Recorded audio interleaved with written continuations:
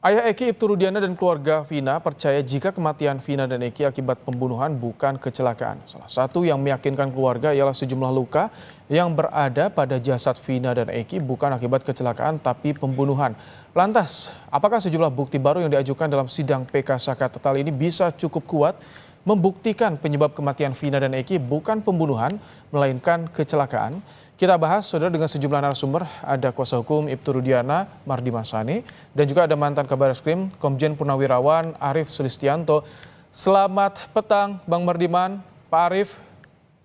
Selamat petang. Baik. Yang pertama saya ingin ke Pak Arief. Pak Arief, dengan banyaknya muncul argumen baru yang diajukan di sidang PK Saka Tetal soal penyebab kematian akibat kecelakaan. Sementara di lain sisi keluarga korban ini yakin akibat pembunuhan. Anda melihat dari kejanggalan yang ada, narasi-narasi yang ada, indikasinya mengarah kemana menurut Anda nih? Apa penyebab kematian Eki dan Vina menurut Anda, bacaan Anda Pak Arief? Ya, untuk menjawab ini saya tidak bisa berasumsi berandai-andai. Dasar untuk menyebutkan penyebab kematian itu adalah visum et repertum. Di mana kedua korban ini sudah dilakukan visum et repertum dengan bongkar mayat, dan sesuai ini saya bacakan ya, visum et repertum nomor 76 Romawi 9 2016, Dokpol tanggal 13 September 2016, perihal hasil pembongkaran makam pemeriksaan mayat atas nama Vina. Penyebab kematian adalah trauma tumpul pada kepala yang ditandai patah tulang atap tengkorak dan tulang rahang bawah. Trauma tumpul pada paha kanan dan tungkai bawah kanan yang ditandai luka terbuka pada tungkai bawah kanan. Patah tulang paha kanan dan patah tulang kering yang dapat mengakibatkan perdarahan yang secara bersama-sama maupun masing-masing dapat mengakibatkan kematian. Luka-luka lainnya ada beberapa luka. Kemudian pada Eki trauma tumpul pada kepala berupa patah tulang atap tengkorak bagian depan dan belakang, patah tulang dasar tengkorak, patah tulang rahang atas, patah tulang rahang bawah yang dapat menyebabkan kematian. Nah, dari fakta hukum ini, karena sudah dituangkan dalam visum et repertum dan dijelaskan oleh ahli yang melakukan otopsi, maka ini adalah sebuah fakta hukum yang harusnya dijadikan dasar oleh penyidik. Dari luka-luka yang disebutkan dalam visum itu tadi, ada luka tumpul. Luka tumpulnya karena benturan atau karena dipukul. Oke. Dalam proses persidangan, ini kan sudah tentunya sudah dilakukan pemeriksaan, lakukan konfirmasi dan lain sebagainya.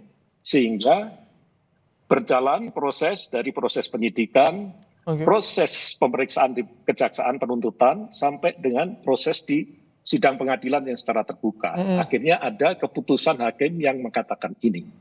Kalau ternyata sekarang ada pertanyaan, ada keraguan dan lain sebagainya, maka ini sebenarnya harus dikaji kembali, bukan hanya dari proses penyidikannya saja. Karena kita akan mengenal diferensiasi fungsional. Penyidikan, penuntutan, dan peradilan yang masing-masing dipisahkan supaya tujuannya adalah melakukan check and balances. Sehingga ketika penyidikan ini nggak benar, ya Pak Jaksa jangan diteruskan dong. Pak Hakim harus bisa menemukan dong dalam sidang yang terbuka itu. Sehingga tidak akan terjadi proses peradilan yang menimbulkan gaduh seperti ini. Nanti apa syarat yang harus terpenuhi, harus bisa dipenuhi untuk dilakukan eksaminasi ulang di proses hukum ini? Tapi sebelumnya ke Bang Mardiman. Bang Mardiman, saya ingin kembali yang bertemu dengan keluarga Vina sebelum tadi membahas soal keyakinan bahwa ini pembunuhan. Hasil pertemuan dengan keluarga Vina apa sih Bang Mardiman? Sebenarnya kemarin itu lebih kepada silaturahmi.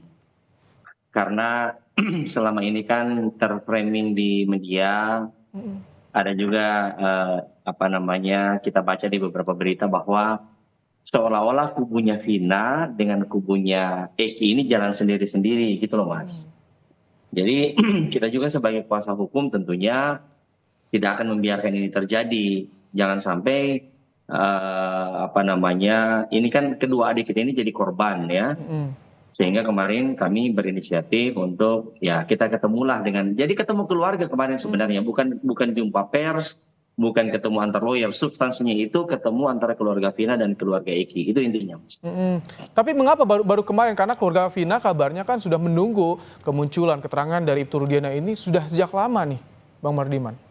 Ya, Ibtu Rudiana ini kan, Mas, dia masih terikat dengan berbagai aturan, karena biar bagaimanapun beliau seorang personil Polri aktif.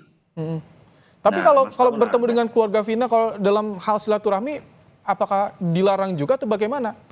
oh enggak lah, tidak ada larangan, cuma kemarin kan Pak Rudiana juga lagi sibuk untuk ya ketika kemarin kasus ini sempat mencuat, Pak Rudiana juga masih aktif sebagai seorang Kapolsek, tentunya dia harus pintar-pintar membagi waktu antara kedinasan. Oh, Nah, sementara ketika dia mau memutuskan untuk bertemu kan, baik keluarga Vina kan juga sudah ada lawyernya, keluarga itu juga ada lawyernya. Tentunya rambu-rambunya pun mereka perlu ngomong ke kami juga. Jadi memang birokrasinya agak panjang gitu, hanya untuk oke. bertemu.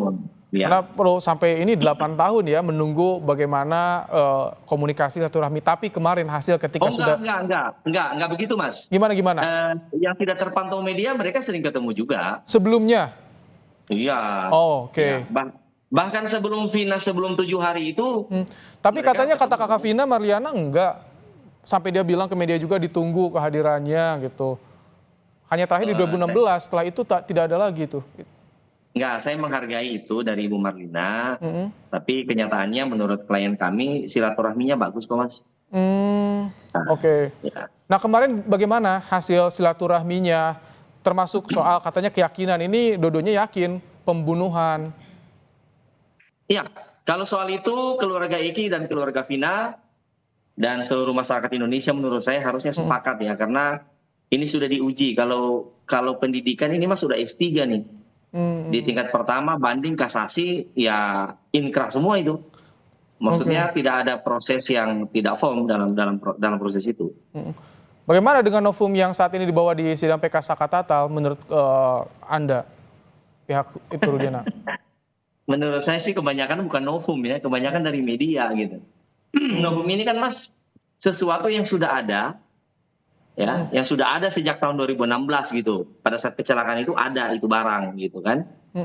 Nah kemudian tidak sempat dimunculkan. Nah sekarang itu baru dimunculkan. Nah dari semua novum yang saya baca di media ya, kan saya nggak ikut persidangan ya, saya kan bukan lawyernya.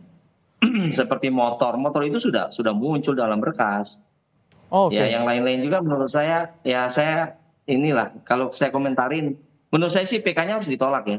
PK-nya harus ditolak. Itu yang diharapkan oleh pihak keluarga Ibtu Rudiana. Pak Arief. Bukan yang diharapkan, berdasarkan semua fakta. Menurut saya di persidangan pun jaksa semua menolak dengan tegas, mantap jaksanya. Ya, sehingga menurut saya memang harus ditolak. Oke, nah kalau bicara hukum nih Pak Arief, dengan adanya bantahan dari satu pihak saat ini sedang PK mengupayakan PK, ini novum seperti apa yang bisa mengabulkan sidang PK atau tadi bisa dieksaminasi ulang nih Pak Arief, bukti seperti apa nih yang harus terpenuhi? Ya.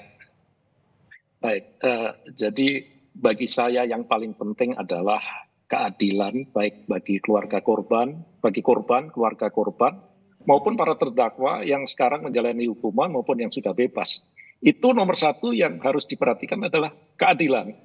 Sehingga untuk mencapai keadilan itu harus berdasarkan kejujuran, nilai-nilai objektivitas dan kebenaran dari alat bukti yang diajukan.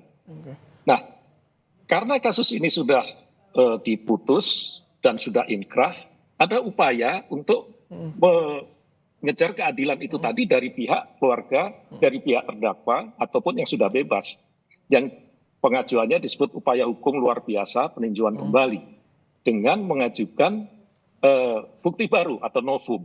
Nah, mengajukan novum itu tidak mudah, tidak boleh gegabah, harus cermat, harus jeli, harus betul-betul detail. Karena saya pernah ketika menjadi penyidik, pernah mengajukan PK dan tidak boleh gegabah. Apa itu saksi? Apakah dia betul-betul saksi? Saksi itu orang yang mengalami, mendengar, dan melihat sendiri. bukan katanya. Kalau katanya itu bukan saksi, ya. Seperti tadi saya lihat Pak Dedi, dia diceritakan sini, sebetulnya nggak ada gunanya itu. Oke. Jadi ini yang harus dicari adalah bagaimana untuk bisa mematahkan konstruksi pembuktian yang sudah dilakukan di dalam proses persidangan itu ternyata salah atau terjadi kekilafan hakim sesuai dengan pasal 263 KUHP. Oke. Sehingga tidak bisa sembarang banyak-banyak orang dihadirkan di dalam sidang dan itu saksi. Ingat, satu saksi, 50 saksi itu tetap satu alat bukti keterangan saksi. Harus didukung dengan bukti-bukti yang lainnya. Apa? Oke. Seperti contohnya, dia bukan pembunuhan, kecelakaan. Ada nggak buktinya bahwa itu adalah kecelakaan tunggal, gitu. Nah, Sehingga ini tidak bisa Pak Arief, berasumsi kita. maaf saya potong, ini kalau diskursusnya kan sekarang udah mulai ke penyebab kematian yang dulu dikabarkan sudah teruji di sidang beberapa tahap tadi disampaikan Mas Mardiman. Jadi ini apakah seperti mundur atau bagaimana Anda melihatnya?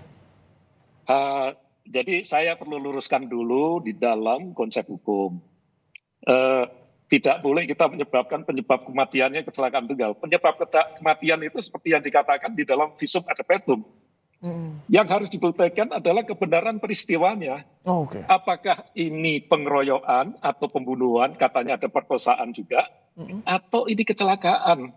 Nah, inilah peristiwa yang sebenarnya ini yang harus dibuktikan. Apa bukti-bukti yang akan diajukan kalau memang dari pihak yang mengajukan peninjauan kembali itu ingin mematahkan apa yang sudah diputuskan oleh majelis hakim sampai dengan kasasi ini. Oke. Oleh karena itu saya katakan tadi tidak bisa gegabah, tidak boleh banyak-banyak, tidak cukup hanya banyak-banyak saksi saja, tapi harus dilengkapi dengan bukti-bukti yang lain, bukti-bukti fisik, bukti-bukti material. Contohnya tadi luka pada kepalanya pecah, apa yang menyebabkan benda tumpul? Di situ ada barang bukti batu. Betul nggak ini batu ini cocok dengan bentuk perlukaannya? Disesuaikan apa enggak waktu itu? Nah, ini contoh-contoh seperti ini. Baik. Ya. Mas Mardiman, ketika mulai ada pengakuan dari saksi yang dahulu pernah diperiksa membantah soal ternyata ada intervensi mengakunya, bukti apa yang dimiliki oleh kuasa hukum dari Ibtu Rudiana untuk bisa mematahkan argumen-argumen yang mereka keluarkan terakhir-terakhir ini? Sebenarnya sih beban pembuktian dari kami nggak ada, Mas, karena mereka lah yang mau beban pembuktian ini justru dari mereka.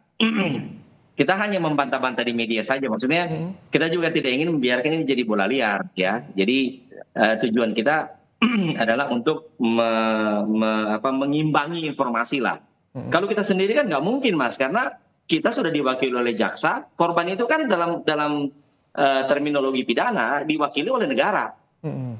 Jadi negara lah yang berbicara untuk dan atas nama Vina. Makanya kemarin mewakili kita itu jaksa, kan gitu. Yang mewakili proses penyidikan adalah polisi, hakim yang memutuskan. Jadi ketika melihat ada saksi, tapi kalau saya lihat ya, Mas, terus terang. Iya, ketika saya lihat terus terang ya, silakan. Dari saya ikuti di persidangannya itu novum mereka ya lemah semua lah menurut saya. Termasuk tadi saksi yang dihadirkan, menurut Anda? Enggak, saya tidak melihat kualitasnya. Jadi kualitas kesaksiannya dalam kapasitas apa? Penyebab kematian kan tadi Pak Jenderal Arief bilang ya sudah selesai, ada 2 kali visum. Gitu. Baik. Saya ingin terakhir singkat ke Pak Arief. Pak Arief, soal reaksi dari Ibtu Rudiana ketika mendengar kasus kecelakaan kematian anaknya, langsung mencari terlebih dahulu informasi-informasi, baru dilaporkan ke Reskrim. Bagaimana dari sisi reserse melihat soal ini? Ya, Rudiana adalah seorang reserse, anggota reserse narkoba. Kebetulan anaknya sendiri yang meninggal dunia, setelah dicek, dia curiga. Kemudian dia mengumpulkan teman-temannya untuk mencari informasi. Dapatlah dia informasi dan dikumpulkan orang-orang yang dicurigai itu. Betul, Jenderal, betul. Melakukan penangkapan kan. Betul. Tapi kemudian dia melakukan interogasi. Dari interogasi yang dilakukan ini, dia mendapat satu hipotesis atau menduga bahwa ini bukan kecelakaan tunggal. Jadi secara prosedur?